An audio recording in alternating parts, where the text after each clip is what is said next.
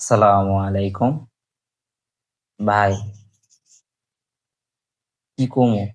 আগে আপনারা দেখেন, তারপরে ড্যাম বলতেছি। যাই হোক, একটা দেশের শত্রু আর একটা ধর্মের শত্রু, কোন শত্রুর হাতে দেশ তুলে দেওয়া যাবে না। কথা বলে ঠিক কিনা বলে? দেখা শেষ। এখন আসেন কাদের কথা। তাহেরি বলল, একজন দেশের শত্রু, একজন ধর্মের শত্রু। আইসা, দেশের শত্রু ধর্মের শত্রু। এখন এ বলতে কি সে আওয়ামী লীগের জামাত বুঝাইছে?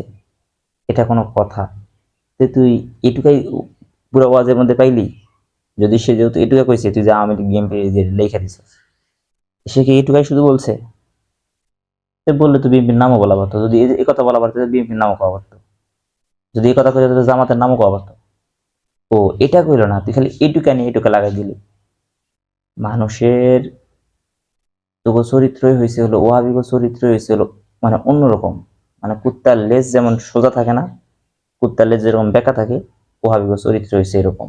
মানে বেঁকা, সোজা জীবনে হইব না। তোগো চরিত্র হয়েছে এরকম। তোগো নিজেকে চরিত্র ঠিক কর। একটা মানুষের পুরা প্রপারলি পুরা ওয়াজ না শুনে ওমা একজন দেশের শত্রু, একজন ধর্মের শত্রু, এটা বলে মানে বিএনপি আর ইয়ে বলে কইছে, জামাতের কইছে। এটা কোনো কথা?